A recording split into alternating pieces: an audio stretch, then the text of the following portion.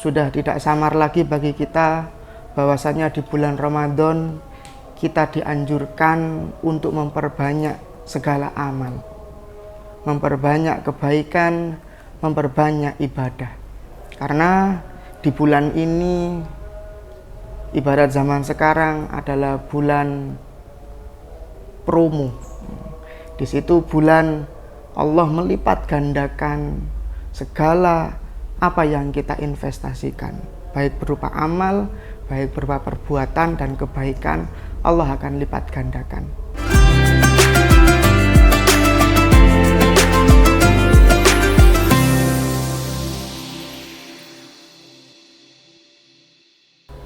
Assalamualaikum warahmatullahi wabarakatuh.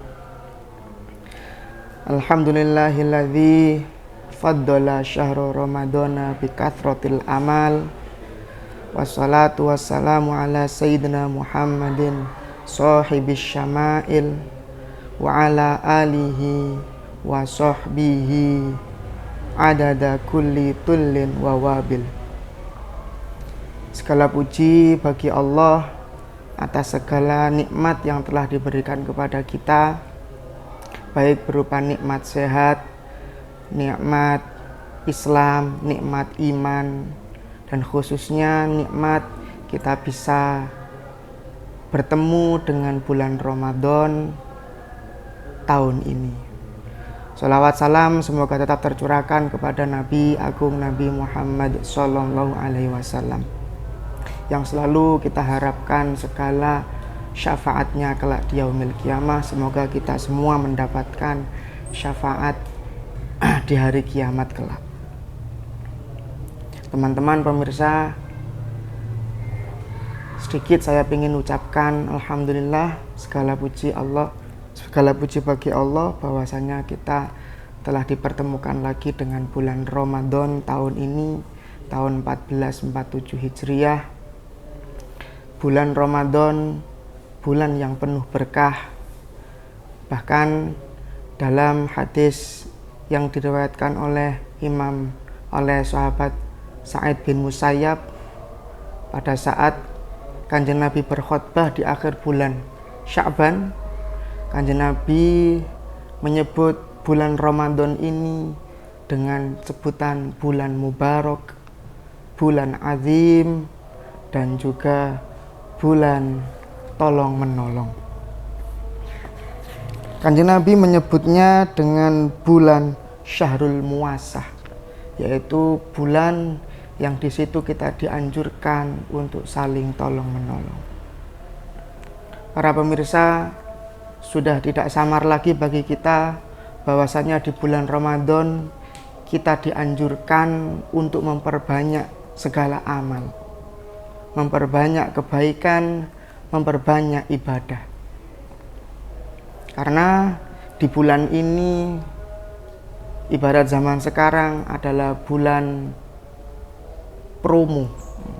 Di situ bulan Allah melipat gandakan segala apa yang kita investasikan, baik berupa amal, baik berupa perbuatan dan kebaikan, Allah akan lipat gandakan. Dalam hadis yang diriwayatkan oleh Sa'id bin Musayyab tadi juga dijelaskan bahwasanya barang siapa berbuat kebaikan, dalam khutbahnya Kanjeng Nabi juga dawuh, barang siapa berbuat kebaikan yang berupa sunnah akan Allah beri pahala seperti halnya pahala ibadah wajib, ibadah fardu. Barang siapa melakukan ibadah fardu akan Allah beri pahala ibadah fardu dan dikali lipatkan menjadi 7 pahala ibadah fardu. Maka kita di sini sangat dianjurkan oleh Allah, oleh Kanjeng Nabi untuk bersemangat, memfokuskan waktu, memfokuskan tenaga semata-mata hanya untuk beribadah kepada Allah. Para pemirsa, teman-teman yang berbahagia, ibadah tersendiri itu juga ada 2 macam. Satu, ibadah yang langsung vertikal, alias langsung lurus ke atas, alias ibadah yang langsung kepada Allah. Adapun yang kedua juga ada ibadah yang bersifat horizontal, yaitu ibadah yang dilakukan kepada saudara-saudara kita. Ibadah ini salah satunya adalah bersedekah. Karena dalam sedekah itu adalah ibadah yang manfaatnya bisa dirasakan langsung oleh orang lain. Kita yang ibadah, orang lain yang merasakan manfaatnya.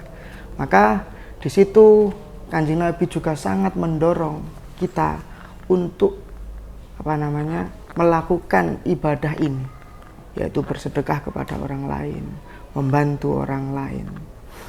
Salah satu hadis Sa'id bin Musayyab juga beliau menjelaskan bahwasanya Kanjeng Nabi itu adalah ajwadan nas, paling luman-lumannya orang. Beliau ketika masuk bulan Ramadan sudah paling luman-lumannya, lebih luman lagi. Beliau melipat gandakan lagi semangat bersedekah atau berbuat baiknya di bulan Ramadan. Maka hendaknya kita bisa meniru Kanjeng Nabi beliau, karena Kanjeng Nabi tidak hanya mendorong, tapi beliau juga mencontohkan kita. Pada suatu khutbah di akhir bulan Sya'ban itu, Kanjeng Nabi mengatakan dawuh bahwasanya man fattara fihi shaiman, barang siapa mau memberikan makanan pada orang yang berpuasa, kana maghfiratan lidzunubi, maka makanan yang diberikan olehnya akan menjadi sebab dia diampuni dosa-dosanya. Wa itqa raqabatihi minan nar, dan akan menjadi sebab dia dibebaskan dari api neraka. Wa kana lahu mithlu ajrihi min ghairi ayyan taqisa min ajrihi syai'un, dan dia akan diberikan pahala seperti pahalanya orang yang berpuasa dengan tanpa dikurangi sedikit pun.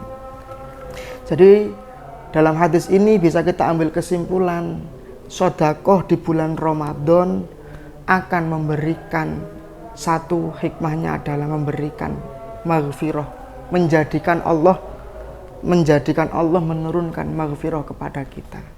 Yang kedua, kelak di hari kiamat menjadikan kita terbebas dari api neraka.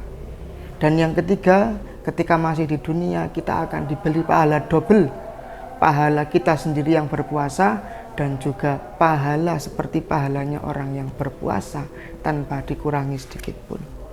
Dalam satu keterangan ketika Kanjeng Nabi menyampaikan ini, para sahabat juga bertanya, Kanjeng Nabi, tidak semua dari kita punya makanan untuk kami sedekahkan. Tidak semua dari kami punya sesuatu untuk kami sedekahkan. Lantas bagaimana Kanjeng Nabi? Ketika ditanya seperti itu, Kanjeng Nabi menjawab, yu'tillahu hadzal tsawaba man fattara shaiman ala tamratin. Allah memberikan pahala ini tadi itu bagi siapapun yang mau memberikan makanan bagi orang yang berpuasa walau atas satu korma, atau syarbati ma'in, atau hanya seteguk air, au madqatil labanin, atau hanya seteguk susu. Maksudnya dari dawuh Kanjeng Nabi ini menunjukkan walaupun kita hanya mampu bersedekah dengan sekecil-kecilnya nilai, itu sama Allah akan dinilai sama. Jadi kita tidak perlu merasa insecure, tidak perlu merasa sulit karena memang tidak memiliki apa-apa. Sedekah ini akan tetap dinilai sama Allah sama, walaupun jumlahnya kecil. Yang penting niatnya ikhlas karena Allah. Terakhir, para hadirin, sedekah yang paling utama dianjurkan yang pertama itu adalah kepada keluarga terlebih dahulu. Sebelum kita bersedekah kepada orang lain, kita harus memastikan bahwasanya saudara-saudara kita semuanya tidak ada yang dalam kondisi kekurangan. Ketika ada saudara yang dalam kondisi kekurangan, yang pertama harus kita bantu adalah saudara atau keluarga. Karena dalam satu keterangan Kanjeng Nabi juga dawuh, barang siapa bersedekah kepada saudara, maka dia akan mendapatkan 2 pahala. Yang satu pahala sedekah itu sendiri, yang kedua pahala silaturahmi. Jika saudara sudah terpenuhi, tercukupi semua, maka selanjutnya dianjurkan bagi kita untuk memberikan sedekah itu kepada para tetangga, karena kita perlu menjaga hak para tetangga. Kemudian baru kepada orang lain, kemudian baru kepada orang lain. Satu keterangan mengatakan urutannya setelah keluarga, tetangga, yang paling utama sedekah kepada siapa? Yaitu sedekah kepada orang-orang yang sedang dalam posisi mencari ilmu, alias kepada para santri. Para pemirsa, mungkin itu yang bisa kami sampaikan dari awal hingga akhir. Mungkin ada tutur kata yang kurang tepat, kurang berkenan, atau kurang bisa difahami. Kami mohon maaf sebesar-besarnya. Sekian dari saya, wallahu a'lam bishawab. Wassalamualaikum warahmatullahi wabarakatuh.